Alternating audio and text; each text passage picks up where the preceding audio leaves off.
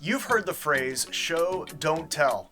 And today we're going to be talking about what it is, how to identify it, and some ways to fix it. Thank you for watching, liking, subscribing. I really do appreciate it. Let's not waste any time. Let's jump in. Show, don't tell is the notion that the audience should not be told how to feel or think about a particular situation or an event, that they should discover it for themselves. That's really what it means. So when people start saying show, don't tell, what they're really saying is, hey, don't tell me as an audience how to feel. Don't tell me what to think. Because I want to discover it for myself. I'm participating in the story as an audience member, and that's what you want your audience to do, participate. But if you start telling them how to think, how to feel, they stop participating. They feel like they're being talked at. It's not a two-way street, and you want it to be a two-way street. Any story is really about a relationship between the storyteller and the audience. So when you are storytelling, you want to keep them engaged, and telling them how they feel, telling them how they think is not a great option. And chances are, if you think back and reflect on your own life, you've probably had those moments where people are telling you, oh, here's what you're thinking, here's what you're feeling, and you're like, no. So storytelling is kind of the same way, and that's what show, don't tell means. Simply, don't tell me how to feel. Show me through the actions of the characters, through the details of the story, through the details of the events, and I will make up my own mind. That's really what it means. You know, on one hand, though, you might be thinking, okay, but Jake, I'm writing the story. You're saying these things are with the audience. I'm not really communicating with the audience yet. I'm writing a script. It's a blueprint for a movie that might get made or whatever. But at the same time, your screenplay, your script is for an audience. First, it's for readers, for people that might be interested in making the movie, for actors, for producers and directors, all of those people. And even though you hope they will make it into a movie or a short or whatever it is, someone is still reading your script. And so you have to make sure that even with them, you are not telling them, you're showing them, letting them discover how they're feeling and how they're thinking about the characters and the story as it progresses while they're reading. So let's talk about some of the characteristics that are associated with telling instead of showing. And this will help you identify some of these places if they're happening in your script. The first one's probably the most common, and it is using a variant of the to be verb, often was. So he was happy, she was sad. Like, those are the kinds of wases that we are talking about. And in a sense, you could almost, when you see those, like, you almost hear that like bad joke, like, it was hot.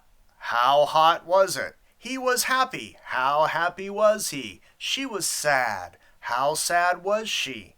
And that is classic telling, not showing. Don't tell me he is happy or sad, or that she is happy or sad. Show me by their actions. What are they doing? So really, one of the ways you want to start cleaning this up is finding all of those instances. Now, that doesn't mean that you get rid of every was that's in your script. That's not what I mean. You have to pay attention to how is it being used. Sometimes you use that word properly and you want to keep it in your script. But if you are describing something, especially describing how someone is thinking, how someone is feeling, how someone looks, like, no, those are generally bad. Like, you want to avoid those. Now you're telling instead of showing, and you want to show. So that's number one. That's probably the most common. The second place that you find it is in exposition. And this usually happens when you're trying to give insight or catch the reader up on something that they may not be aware of. You want to make sure that they know that she's the smartest one in the room. Well, now you just told me, right? I want you to show me she's the smartest in the room. I want you to show me that he knows more than he lets on. I want you to show me that she is acting suspicious. What is she doing? Specifically, what is she doing? One of the ways to fix showing and telling is it's all in the details. It's all in the details. A third place that you typically find showing and telling is when you start incorporating into your script senses that do not translate into the cinematic medium. When we watch a movie, the only senses that are engaged are sight and sound. That's it. But if you start writing in your script about the smell of something, or the feel of something, or even the taste of something, those senses are not part of the cinematic experience. And now what you're doing is you're just telling. You're just telling.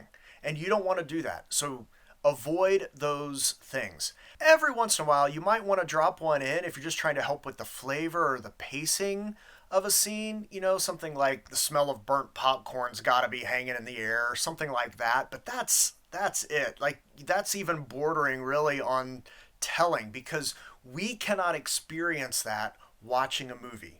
So you need to try to stick with sight and sound. Are there exceptions? There's always exceptions. But as a general rule, if somebody's telling you, hey, you've got a lot of telling in your script and not showing, and you're finding a lot of these senses that are not sight and sound, that might be a good indicator that, hey, those are some places you need to start addressing and pull out. The last one, and you've probably heard people talk about this, but maybe not necessarily know why, but the use of adjectives and adverbs is another classic tell of telling instead of showing.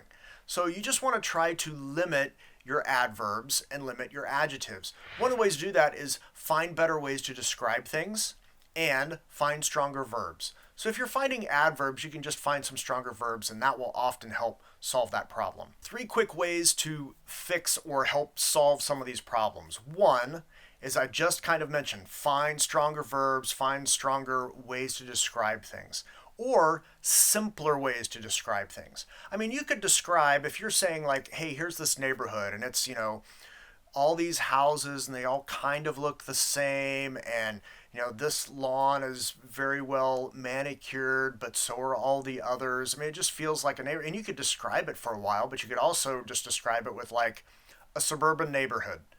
Every house, beige. And move on. Like, that's it. I don't need to spend time describing all the little nuances because now I'm telling. Just show me. What does it look like? Give me the impression, move on. Find stronger ways to describe things, or more simple ways to describe things. Find stronger verbs. She doesn't walk out of the room angrily. She storms out. So just find stronger verbs. That will help you kind of navigate the telling instead of the showing, because you want to show. So get rid of the telling. A second way to solve telling instead of showing, when you want to be showing, is make sure that your characters have business in the scene. This means that you are making sure you are giving them something to do. They're putting away the dishes, they're making dinner, they're reading a book, they are organizing a bookshelf, they are folding laundry. Give them something to do in the scene, because the way they do that can express those things that you're wanting to express. So if someone is angry and they're packing a suitcase, the way they pack the suitcase helps tell me and show me that they are angry without you having to say they're angrily packing the suitcase, right? Find a better way to describe what they're doing by giving them business, give them activity, make them active in the scene, have them doing something. That's a great way to kind of get around the telling instead of the showing. So if you find that you're telling, one other thing you might be looking at is if your characters are constantly sitting down talking and that's all they're doing, they're just sitting in 2 chairs talking to each other, they're not having any business. Give them something to do. That will help you move past and beyond the telling and get into the showing. Okay, the last thing is focus on the details. This means that you've got to pay attention a little bit to what might actually happen. So if someone angrily leaves a room, right, they shove open the door, and you can just say like they angrily leave, but that may not be good enough. Maybe you say, she storms out. Okay, a little better. She storms out, the door bounces off the hinges, surprised it stayed on. Now you just told me that she's angry without you saying she's angry.